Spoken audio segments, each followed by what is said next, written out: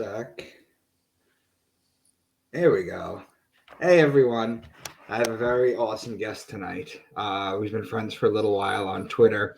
We run in similar circles on there. We kind of share similar esoteric thoughts and ideas. It's Nick Hinton, and we finally actually got it together and we are able to talk tonight. Yeah, So, how are you doing? good man. How are you? I'm good. How are you feeling? Definitely a lot better. I started working on my book again and things are flowing real nicely, so I'm really excited about that.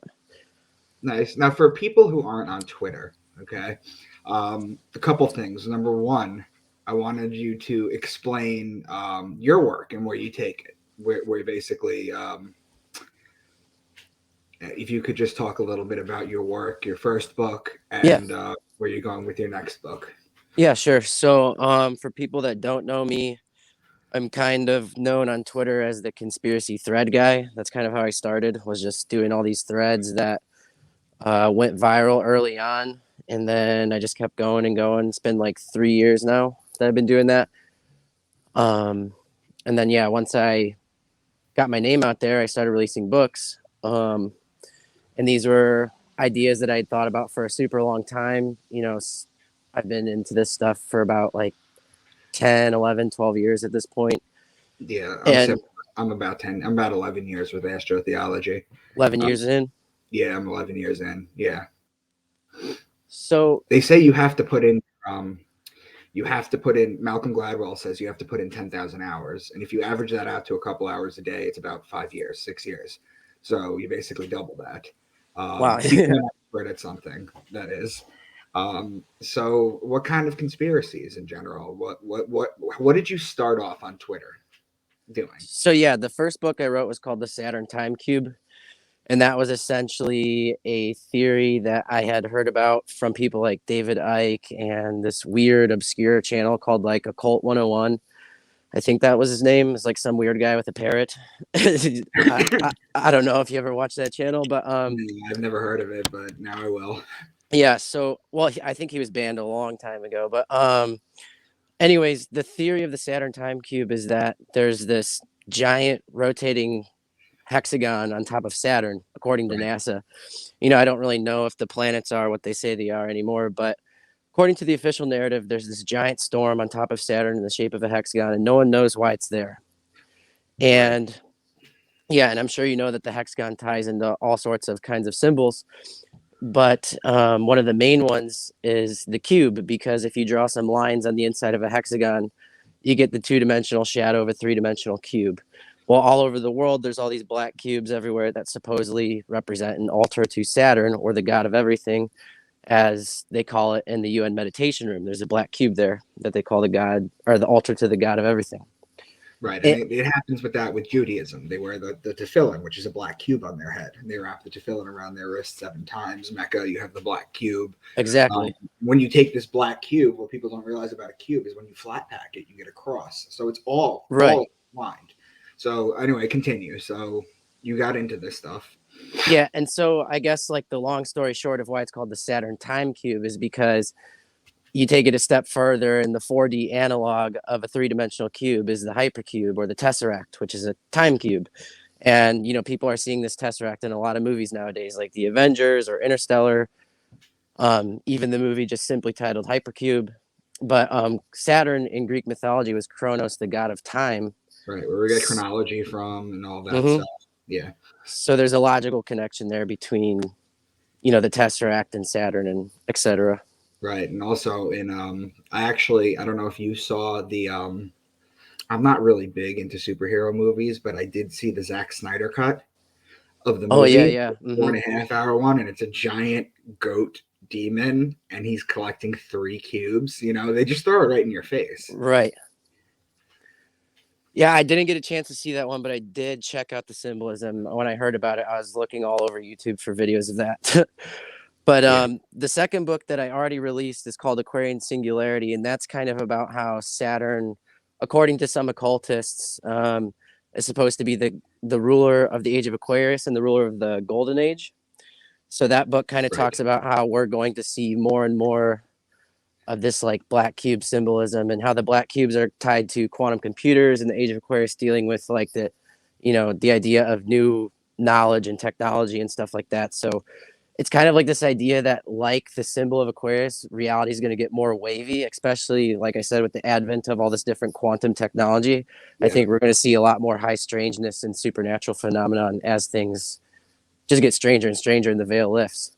Right. And when I talk about the age of Aquarius that we're in right now, I tell people basically that it started in roughly when the Mayan calendar ran out, okay? Because it was the end of the age, December 21st, 2012. That Mhm. was the winter solstice, okay? And the Mayan calendar ran out. They made a movie about it. Everybody was terrified. It was Y2K all over again. But nothing really happened. It just switched the age. And when I talk about the age of Aquarius, because we were just in Pisces, okay? In Pisces with Jesus, the sun god, you're talking about the two fish. Jesus feeds the masses with two fish. That's Pisces. Now we're in Aquarius right now, which is the sign of the man, whereas Virgo is the sign of the woman. So the sign of the man is mankind, and it's going to be, I make the argument that it's going to be basically merging with machines in this technocracy. Yeah, But what I want to hear from you, and what people don't seem to realize is that for everything that Elon Musk is doing on Twitter, okay, he is still pushing Neuralink. I think he's still championing Neuralink, yeah. okay, which is the beginning of it. And Nick, I make this case. I've made this case before. I talk about the fact that um, when you get into the idea of transferring consciousness into a body that doesn't decay, okay, that keeps you alive, we're supposed to die. We're supposed to move on from this. We're supposed to literally, when our body gives in, when the telomeres run out. Look into that, everybody. We're supposed to basically move on. But if they can keep your consciousness into a machine, okay, because what happens is when you die, they can no longer control you. So that's the thing, is that when you get transferred into a machine, they can now control you. And there's going to be all sorts of rules and regulations. There's already been some AI out there that's been shut down. I think one of them was asked by his creator, where would you keep humans? And they said in my people's zoo, and they shut it down. There was another AI machine that they asked, um, do you understand death? And they say, yes, death to me would be you unplugging me. I would go through the same death, and I'm scared of that. Mhm. So they got rid of that. I mean, we're seeing the precipice of intelligence being created. Like if it was done with us thousands and thousands and thousands of years ago, where we just got this upgrade with our DNA. You look at the chromosome 2, how it's fused in the middle, and Billy Carson talks about how the telomeres were added onto them. And you're talking about all this kind of stuff. It just follows suit. And so I don't think people realize this. You made a comment to me, like you messaged me a comment one time, and you said that you were really nervous about something because you feel like they allowed you to gain that large of an audience.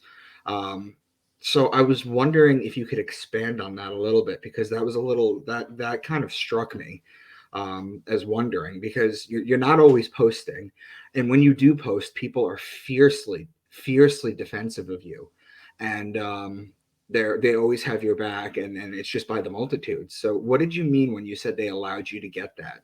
Yeah, no, I really am really grateful for my audience and how supportive they are of me. But yeah, I was dealing with like a ton of just creepy synchronicities. And on top of that, like, yeah, I guess I just don't care. I guess I'll just say it. But like people like anonymous death threats, like random texts, calls. And it was after I had started piecing together kind of, it's not even a new theory, really. I think people are pretty aware of it at this point, but just that the alien deception, there's no space invaders. I really don't believe that, and I really believe that what we're looking at is something kind of related to Neuralink, like what you were saying. It's like part of the transhumanist agenda is this alien invasion. The real alien invasion, I think, is AI, and it's happening in our own pocket right now. Right. It's not the lights in the sky, and I think what people are seeing in the sky is different kinds of holograms or psychotronic weapons, and it's a form of MK Ultra. They're starting to advertise in the sky too, by the way. And They're then starting to what? they're starting to advertise in the sky. Like there's ads for Coca-Cola that are just being, Oh, we're not even Jesus. talking about, We're not even talking about like an airplane that's like leaving a message in cloud. Is it like drones or holograms? These are, well, it can be drones. It could be like thousands and thousands of drones put together for it. But what it is it's a projection. And then this ties in perfectly with Project Bluebeam, don't you think? Exactly. Yeah. So I think that this is all part of Bluebeam. And if you look, like I said, I think this is all tied to MK Ultra and like global mind control. So if you look into Project Stargate, when you had all these CIA scientists trying to channel quote unquote aliens, they supposedly talked to this group of aliens called the Nine. Like this is all documented in the Project Stargate stuff. Gene Roddenberry was a part of this, and that's how he got his ideas for Star Trek, is he was taking some of these channeled messages from quote unquote extraterrestrials and then putting these ideas in his show.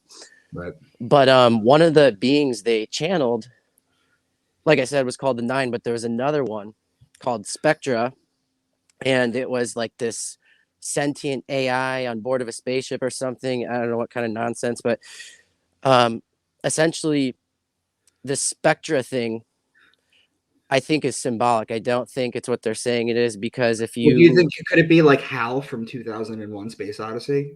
Maybe something like that. I honestly think it's the Black Knight satellite. Are you familiar with that? Yeah, of course, I'm familiar with it, but the information on it is so shoddy. People just say it's space debris, and then people say that it looks like a satellite.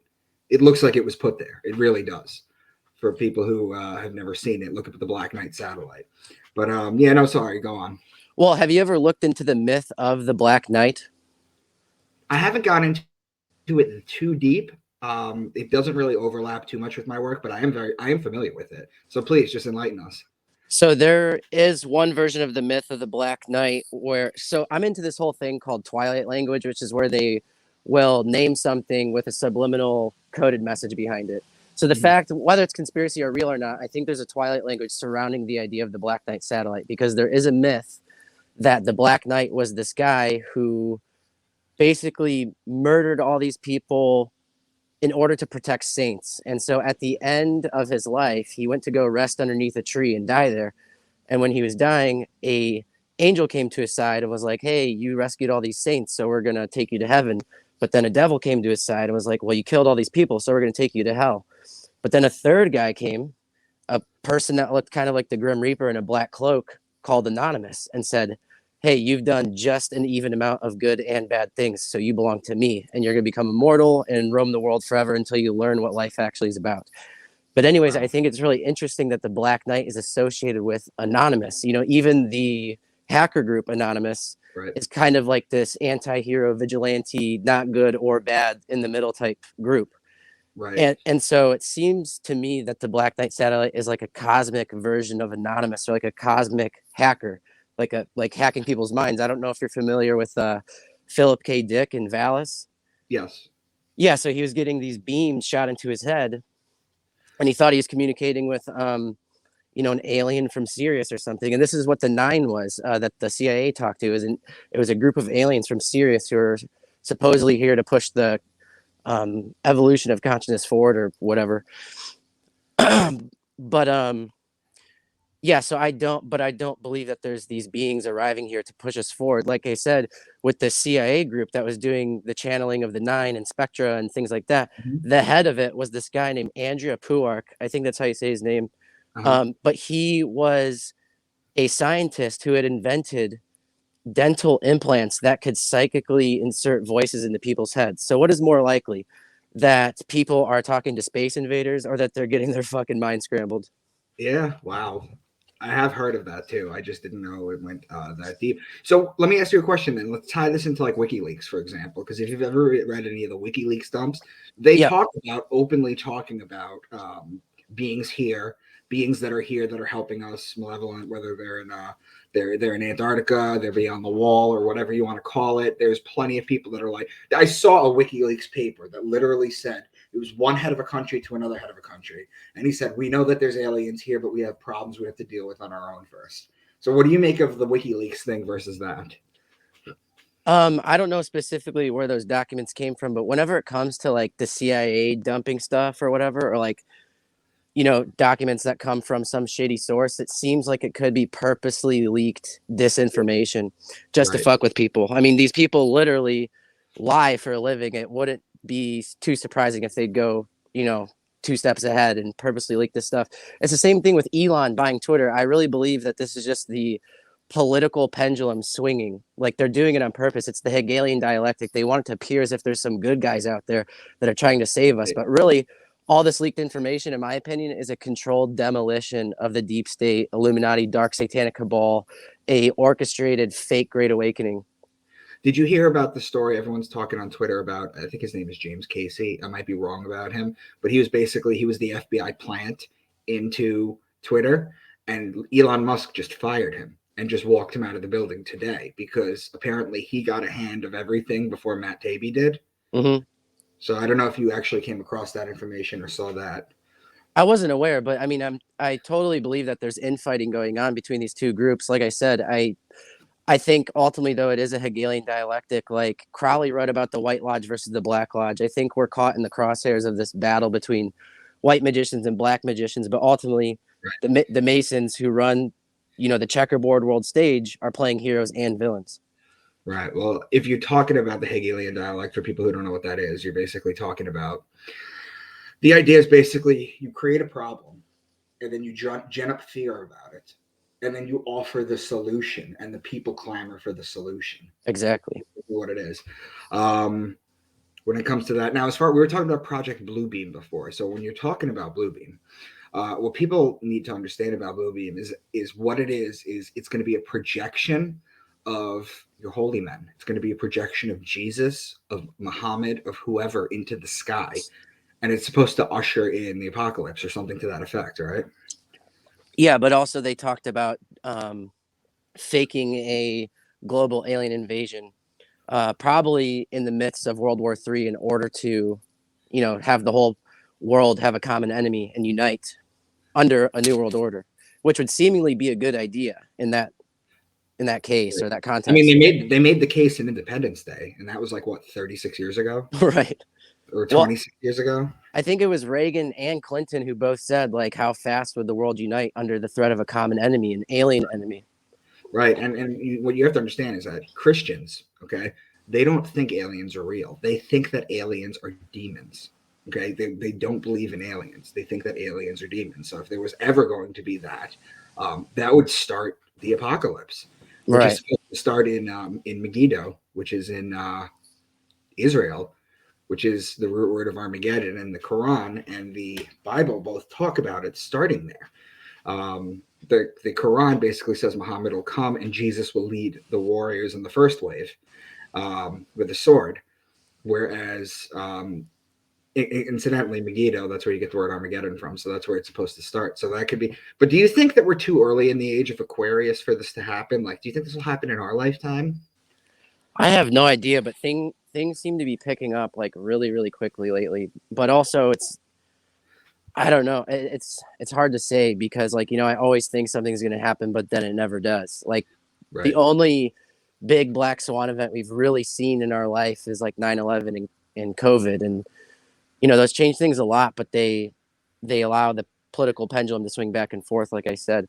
And one thing I did want to add about the Elon stuff, that I think is part of the of it all, is that in order for AI to grow, it needs the Overton window to be completely broken. People actually need. So explain the Overton window to people real quick, because that's usually a political term. Yeah, it's just the range of like accepted ideas in society, the things that you can discuss without getting your head chopped off.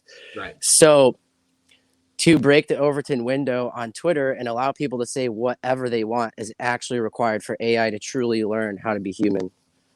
100%. And at the same time, I want to know, I want to know what everybody thinks. I want to know how they think. I want them to lay it all out so that I can judge them accordingly. It's a lot worse when you drive these groups underground, because that's when you get vigilantes and lunatics. Right, so right. When it's all out in the open, then you can see it ahead of time. But you're saying that it's kind of a double-edged sword, because the AI will actually really learn how to like not hold their P's and Q's in a way. Right. Jesus. It's wild. It's wild every day on Twitter. So let me ask you a question. Your second book, Take me through that. It's out, right? Yeah, the second book's out. The one I'm working on now is the third. Okay, so take me through the third one then. That's what I meant. Okay, so the third one, it starts off with an introduction to Twilight language and who popularized the idea, which was a man named James Shelby Downard, who was very mysterious, enigmatic. I can't say that word, man. Yeah. And some people don't even know if he was real or not. Some people think he was just a literary device for, some authors to create these crazy stories. In the But same way that like Sir Francis Bacon and Shakespeare. right, kind of like the modern day version, because the modern day myths are basically conspiracy theory.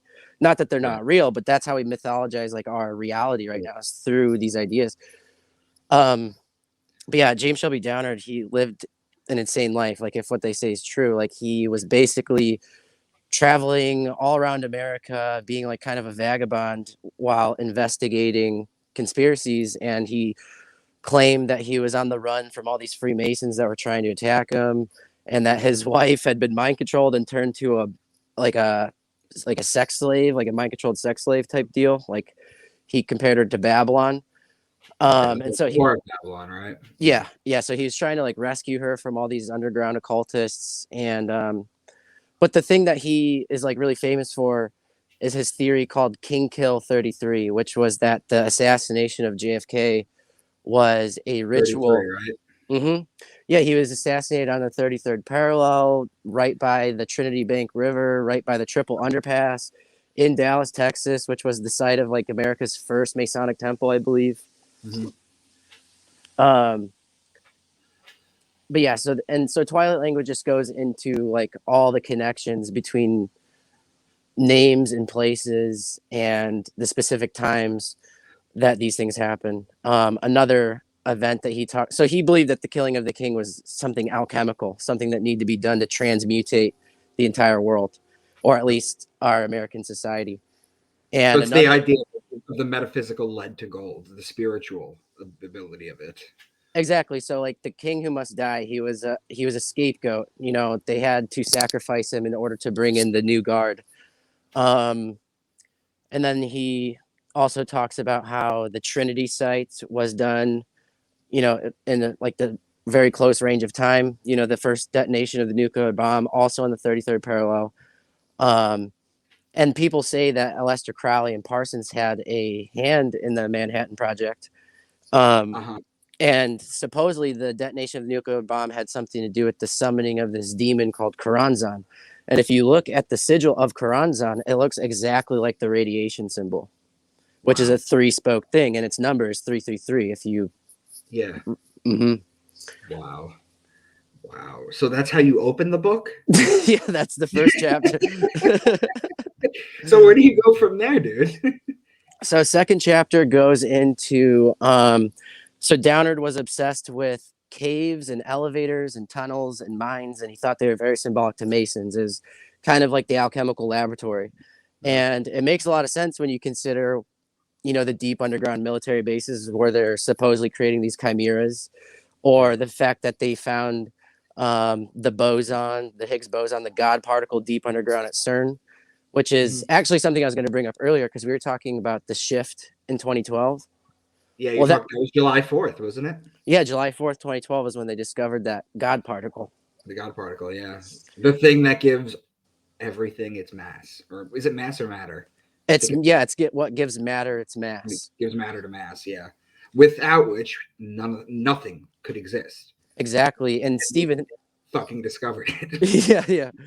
And Stephen Hawking warned the scientists at CERN not to, go looking for this thing, because he said if you upset the Higgs field, you could cause a catastrophic vacuum decay, which essentially means that the universe would just like the fabric of space and time would fall apart faster than the speed of light, faster than the blink of an eye. People got to understand is that when you're talking about space and time, it's woven together, okay? And it's Mm-hmm. not like a thread, okay? You got to think of space time like a rug, and you kind of pull it apart a little bit. Where do you make the Higgs boson? Damn. What do you take shifting parallel universes, that CERN, the collision, kind of shifted us off course, and that's why we have things like deja vu, or that's why we have things like the Mandela effect. Where do you kind of see all that stuff? Okay, so I used to be under the impression that we were literally moving back and forth, shifting realities throughout the multiverse, or timelines were colliding, whatever. Uh-huh. I no longer believe that. Like I said earlier, it seems certain conspiracies are allowed to leak on purpose as kind of a smokescreen, keep the Right. conspiracy theorists entertained with this cool theory over here. Right. When the real thing is much more simple and much more disturbing, in my opinion. I think what they're really doing is using psychotronic weapons. Like we know for a fact now that you can use electromagnetic fields to mess with someone's memory. Yes. And we also know that the internet, or the World Wide Web, was actually invented at CERN, and it's sitting inside of a black cube computer, an NEXT computer created by Steve Jobs, which was sold for $666.66. Yep. That was the first computer. You can still find those ads on the internet, by the way, people. Mm-hmm. So if they're changing history in the internet at CERN, yes, CERN is changing history, just not in the way we think. And they're literally messing with our memories through these electromagnetic fields. And it's actually proven that if you like sit in your house and you light a candle at night and you turn off all of your Wi-Fi, you'll start to remember original. Like if you've been Mandela affected, you'll actually experience more of them. Like you'll get shifting memories. Right. I tell people too. I tell people if they're too lazy, or if they can't meditate because their mind can't quiet.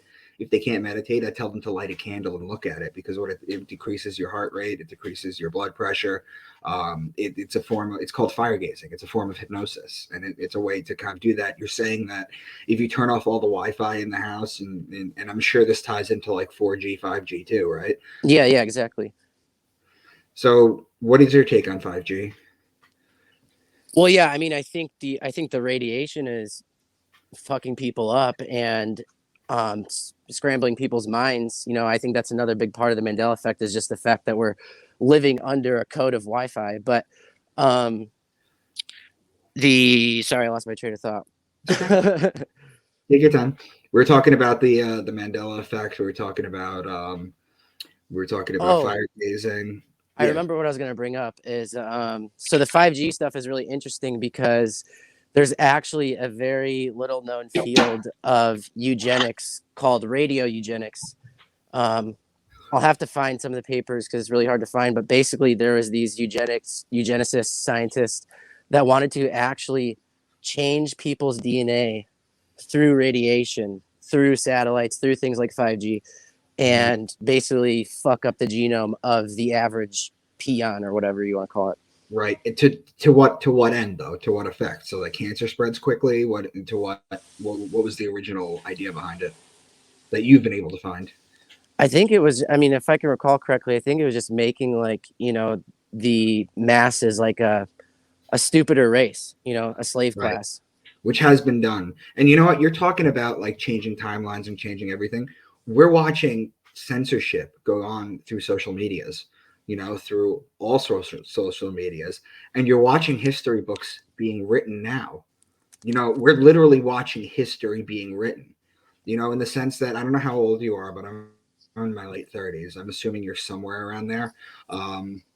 Yeah, I'm 20. Yeah, so you're 30 basically. But like when we grew up, right, and we were reading the history books of like 50, 60 years before, in like the 60s, maybe even about Hitler, that's kind of set in stone. But like we're watching stuff happen now, and now because of the internet and everything, okay, you can get other people's opinions, and they don't like that. They don't like that at all, and they're suppressing it. And we're watching history actually change. We're watching the new books being written, and it's ugh. I mean, they've been talking about a new world order forever. George Bush's speech on TV, where he said we have a great chance for this new world order. They've been talking about the new world order. They named the most popular wrestling faction on the planet the New World Order. 25 years ago. They've been talking about this new world order, and it's supposed to happen in Aquarius. And I've been seeing some articles, I don't know if you've seen any, about something called Chrislam, which is the merging of Christianity and Islam. Oh, yeah, as a new religion. Hmm. Now, in my work, I talk about how through Alberto Rivera, I don't know if you've ever heard of this Jesuit priest, but he defected and he wrote this book, which you cannot get online anymore. But I was able to find his explanation. And basically, a high up cardinal in the Vatican explained to him how Islam was created by the Catholic Church in order to get Jerusalem back from the Jews. Because what you realize is that in the 9th, 10th, and 11th centuries, okay, the Jews, the Christians, and the Muslims lived side by side. All this hate is just manufactured. Hmm.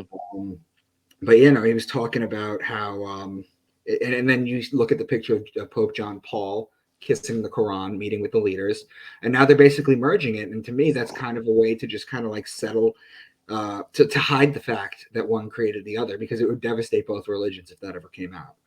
Right. Yeah. So, all right. So that's chapter 2. So Well, what? yeah. So chapter 2, you know, it goes deeper into the symbolism of like the labyrinth, you know, going into the cave system. Mhm. Are you familiar with Tony Merkel's podcast, I've heard of Tony Merkel, but I haven't seen the podcast. The Confessionals? So he's got this new series coming out, and this is what really made me obsessed with the idea of the labyrinth and caves and stuff. Mm-hmm. He's got this new series coming out where he's going to interview these people that contacted him and told him this insane story about all these people that were having dreams of being in a cave system and going through this labyrinth and then finding some kind of being at the very bottom of the cave who they were supposed to make a deal with, and this being would put them on a mission. And essentially you're like working for the devil at that point. But yeah, there was a play done 600 years ago called Dr. Faustus, where a man sold his soul to the devil for 26 years of pleasure. Right. It's the same exact thing. But there's also the myth of Tannhauser. Okay. And Tannhauser was a knight who found the Venusberg, which was this kind of Shambhala-like underground paradise. And when he gets down there, he finds Venus, you know, the goddess, the, you know, kind of like Aphrodite, the love goddess. And he basically sells his soul to her because he's like some kind of saint, but he goes down there and he just worships her. He becomes infatuated with her and seduced by her. And then when he finally escapes, like years later, he goes back to the Pope and he's like, can I be forgiven? He's like, nah, you're pretty screwed after that. But yeah, I find that story really interesting because it's almost like the story of Lucifer, you know, rather than some like goat man, it's a woman. Right.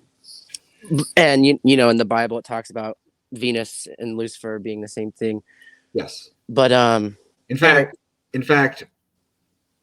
in one of the in Morals and Dogma by Albert Pike, there's, for all the stuff that people call him a Satanist and a Luciferian for, the Masons and everything, when he was talking about Lucifer, he was talking about it as Venus, not as Lucifer. So, but people lose the esotericism. Like I talk about this all the time, that Lucifer is Venus, the green planet. You're talking about the Islam, the Muslim flag. It's green. It's a crescent moon. I mean, they're showing it to you. They're showing you all this stuff. But no, sorry. So go on. So he's screwed, this guy. yeah, and that's pretty much where that story ends. But it's are you familiar with the chemical wedding, the alchemical wedding, or like? Yeah, the alchemical wedding is that's why Jesus is always pictured in red and white, because the alchemical wedding in alchemy is the red king and the white queen, which is what happens when you mix sulfur and mercury together. Okay. Yeah, I'm not super familiar with the whole alchemical wedding, but I thought there was something in one of these plays that depicts it where a dude also goes underground and meets Venus and like has to marry her, and that's part of like that alchemical great work is like they're doing it symbolically. But essentially, like in the book, when I compare this journey into the underworld to meet Venus, it's like the Orphic mysteries. You know, Orpheus loses his lover, goes into Hades to find his lover again, returns out of the abyss, and has all the knowledge of the gods. He learned all the secrets down there, and then the gods get pissed and they cut his head off. But like I kind of wonder if that's like what conspiracy theory is to an extent, is like the rebranding of the Orphic mysteries. Like we dive into the underworld, the labyrinth of the internet, and then we come back with all this knowledge, and then we're trying to share the knowledge of the gods, not necessarily the gods, but like the titans of industry, the Illuminati, whatever. Right. Now, have you ever done a deep dive into the the dark web to find your information? No, No. I wouldn't even know how, honestly. Okay. All right. That's fine. I talk about in my second book, The Sacred Stones. I briefly mention it, and people can look it up if they stop at that page and find it interesting. If you were to go to, I tell people to use the Brave browser because we know DuckDuckGo is compromised and Google is, Google. Yeah. And I tell people to download the Brave browser and go on to the Brave browser and look up someone called Svali. Okay, Svali was a MK Ultra programmer from birth, and she tells her life story and talks about how she programs people. That's how we figured out that they like remove the fingernails. That's how we figure out how they leave you in like 55-gallon drums full of warm water because it desensitizes you. Mm-hmm. And then like every like couple hours, someone will just bang on the drum so you can't sleep. So it like messes with your wiring. And she explains all this. And then one day she just disappeared off the internet, and that was it. But you could still find her information on the Brave browser. So there are some people I think that come up, but like, I mean, the people that get to be really big, like your David Ikes and I mean, there's people that get to be big, and Mm-hmm. then you're like Bill Coopers and your Jordan Maxwells that are vilified and or killed, Right. right? So I think that says a lot because what they do is if you're useful to them, whether it's John Lennon who beat his family, who beat his family, Bing Crosby who beat his family, whether you're talking about Gandhi who let his wife die because he wouldn't let her get medication, whether you're talking about, and he was a womanizer. You can go into Martin Luther King, had all these, harems. You can go into all these people. What happens is these people are not good people, but then they're elevated to the status. Whereas the good people who try to fight the good fight, they never make it to that level, and they end up getting killed, and then they get defamed.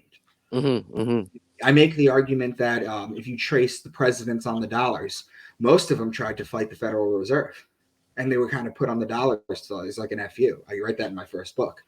So it's just that's kind of what I think it is. Like the whole story with like Bill Cooper, Beyond a Pale Horse, 1991. That book came out.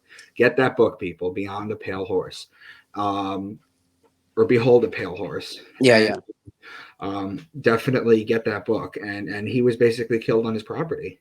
So it's kind of like, I Yes. don't know. So that was what I was saying. I was like worried about is like I think that they allowed me to talk about the black cube and other things like CERN, like because it just doesn't matter. Like it doesn't really change anything to know about the black cube or CERN or things like that.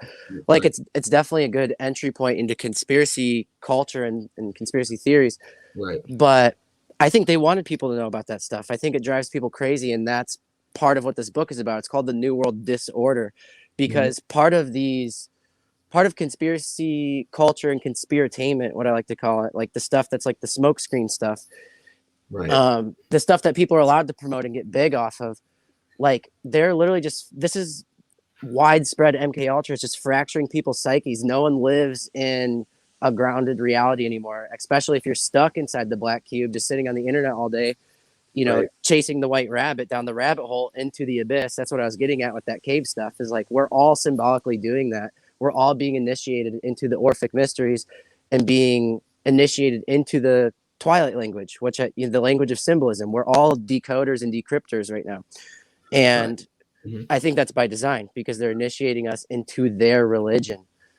And Right. that's where I'm like, okay, we need, like, it's good to know this stuff, but you have to be careful that you don't start believing in the worldview they want you to believe in. Right. And countless people, I could bring up countless quotes, have said, if you ever find yourself on the side of the majority, know that you're not speaking truth. You know what I mean? That's basically, there's just so much craziness going on. So you built this massive following on Twitter, and how exactly? I'm curious as to how it built, because you started off just basically posting, milk toast conspiracies, maybe some deeper than some people know. You're a very intelligent guy, but your Twitter really blew up. So like, how did that happen? Like, how do you think that it got to that level? I mean, honestly, what was going on at the time is I was just in college studying philosophy, and during my off time or downtime, I would write essays for the fun of it, just about stuff I really cared about. So like CERN, the Black Cube, whatever. And I started posting them to Reddit, and they were going viral. And during this time, I was also like just working my ass off. Like I was doing all these affirmations. Like I really wanted to become an author. So I was doing all these affirmations and like different law of attraction techniques and stuff. I was waking up at like 5:30 in the morning to visualize and go for a run and stuff like that. And during the summer, I had a side job, which was landscaping. And I remember one day in the truck driving home, I mean, my buddy was driving, or my coworker, we were friends or whatever, but he was driving, and we had like an hour drive home. We were working on some island in the Great Lakes, but so he had like this hour drive home, and I remember looking at Twitter. My Twitter was originally just like me posting stupid jokes for me and my friends. I didn't have any followers, but I was on there, and I followed Sam Tripoli, and he posted my Reddit thread and said, "Wow, this is really cool." And I was like, "Oh, holy shit! Like that's so crazy!" Like there's famous people out there reading my Reddit stuff. So I decided to like say, "Hey, that's me," and then post that exact Reddit thread in the form of a Twitter thread. I just I copy and pasted everything, put pictures and stuff like on this hour drive home, and it just started going viral. And I was like, wow, maybe this is how the manifestation was supposed to work. But yeah, I mean, and then after that, I just kept posting like I had all these different theories that I'd written in my notes for just sitting there. So I just was posting, and it just grew rapidly. Yeah, when I first started breaking, I came up in the Twitter podcast community. I think, to be honest with you, I've done 500 different shows, and I've done maybe about 200 different types of podcasts. Jesus. I think I've run out, honestly, of shows to do. The first person that ever really gave me access for an interview was Sam Tripoli. Seriously? Yeah, there's very few people that I respect more than Sam Tripoli. He let me come on with astrotheology. I blew his mind. It went up. It got me like a bunch of followers.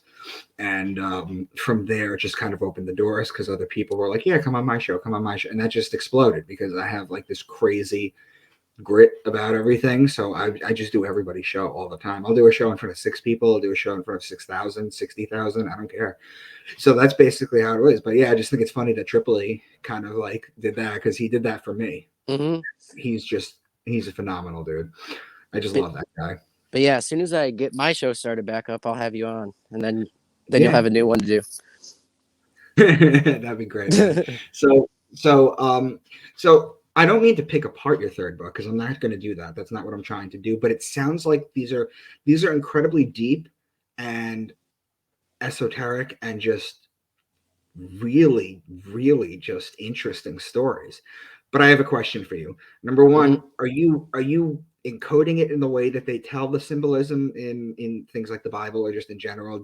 Are you encoding this, or are you writing it straightforward? And also, are these a bunch of non sequiturs? Because these are 3 different topics in the first 3 different chapters. So is there sort of like an overarching theme?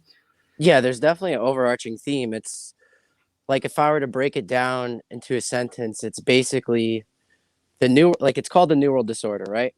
And so to me, the New World Disorder is this widespread paranormal pathogen or like mind virus. And I get into the idea of hyperstition, which according to these cyberneticists, technocrat weirdos, hyperstitions are fictional entities that make themselves real through like memes and AI feedback loops, machine learning, like really bizarre stuff. So would it be like Peppy the Frog, or am I off? Yeah. That's definitely like an egregore or a tulpa in a sense. But yeah, it's a meme that took on it's an idea. It's a living thought form because it took on a life of its own.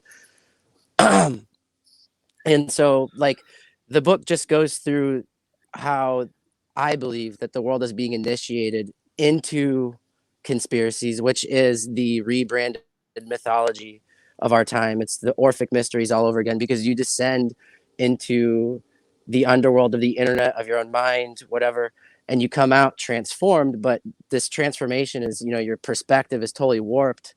And this mind virus idea is like, it's tied into MK Ultra, the aliens. Yeah, it's really, it is a lot, but like the chapters move in a coherent succession. It's like, okay, so you have James Shelby Downer, Twilight language. Why is he obsessed with caves? What does the cave represent? And then, there's all these stories about people going into caves and seeing like UFOs and stuff. I don't know if you're familiar with the Shaver mystery. I've heard of it. Yeah. Yeah, so that guy was basically out of his mind and believed that he was contacted by this mother goddess, this Venusian being, took him underground through a door in the hill and took him to basically Atlantis, which was underground, and taught him all the mysteries and stuff. And then this was like one of the first stories of UFOs ever. Like this guy was describing these crafts that ran on Mercury and stuff, and this dude called into Amazing Stories magazine and told him about UFOs. And so this guy published all these pictures of UFOs all over the covers of his magazines and blah, blah, blah. And then a couple years later, lo and behold, you have people seeing real life UFOs in the sky. So this is where that idea of hyperstition comes into play. And, these fictional. It's basically speak and manifest. Exactly. Or, yeah. And so the way that I put it is like, they insert these mind viruses, these programs, these tulpas, these egregores into the collective unconscious. And yeah, when we pay attention to them, we co-create them together. Right. Absolutely. And you can see that on Twitter too. When you see, have you ever seen that video? This is extremely dangerous to our democracy. No. You've never seen that? I don't think so.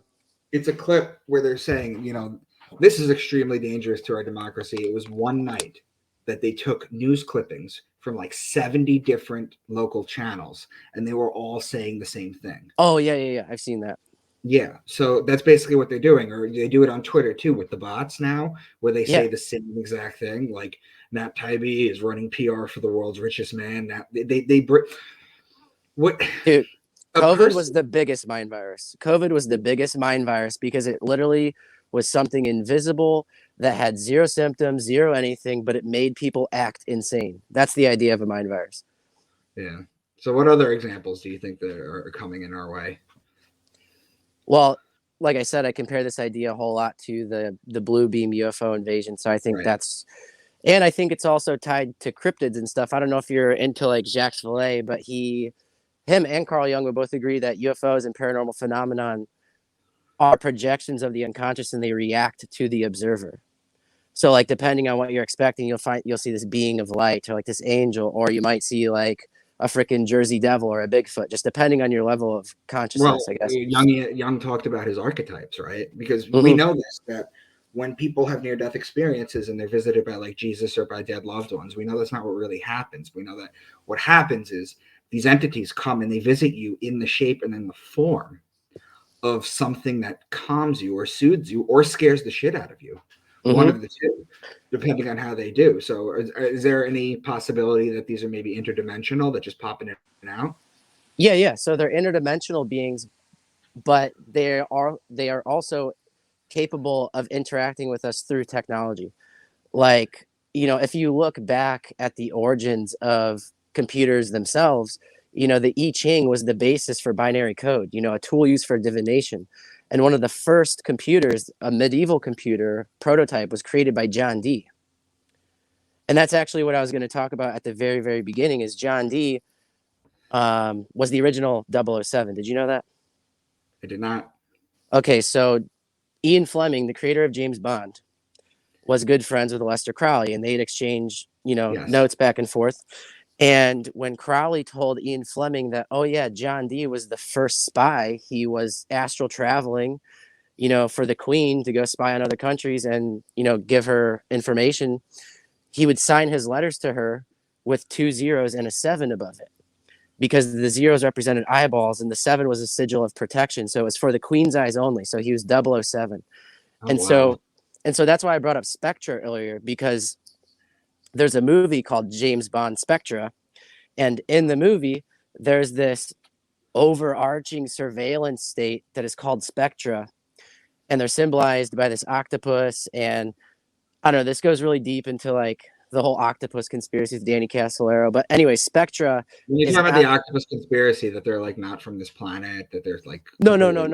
The octopus conspiracy is Danny Casolaro. He was a journalist who was looking into Prism and Promise, like the spy software.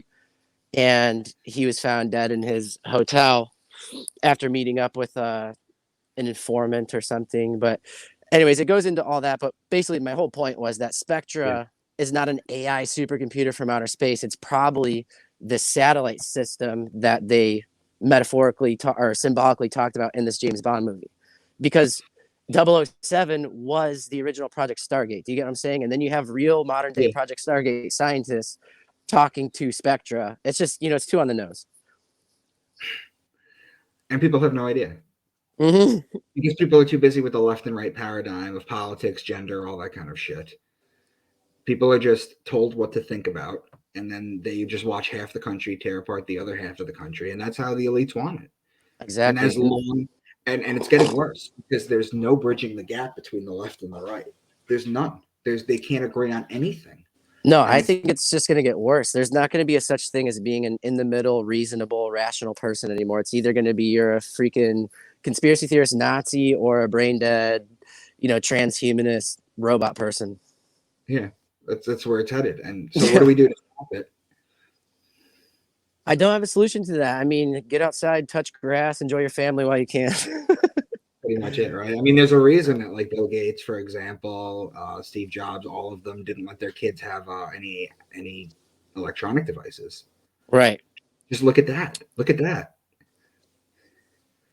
It should speak volumes, people. Yeah. Shit is nuts. Nick, man, seriously, thank you for coming on. Do me a favor, tell everyone where they can find you. And if you can please pitch your books, guys, you have to read them. You have to read them. Yeah, man. So, thank you for having me. Thank you for giving me a chance to do this and promote my stuff. It's just Nick Hinton, NickHintonn on Twitter and Instagram. If you're interested in my first book, The Saturn Time Cube, or my second book, Aquarian Singularity, or pre-ordering the third book, which we just talked about all day today, and it'll be out by the end of the week, New World Disorder, just send me a message on Twitter or Instagram, and I will give you the details on how to get that. I'm not currently on Amazon. I'm not currently anywhere else, just doing it all through myself. Good. I appreciate that. I have a book deal. I have to go through Amazon, but what I do is I sell signed copies. Will you be willing to do that for people if they want a signed copy from you? Yeah. I always do that. Yeah. Beautiful. Nick, man, thank you. I'm gonna upload this right now. I'll send you the link and then you can share it. I'll share it, and let me know when your show's back on, brother, man. It's good to finally, this is the first time we've actually spoke, man. You're a very intelligent guy. This was a great conversation. I really appreciate you coming.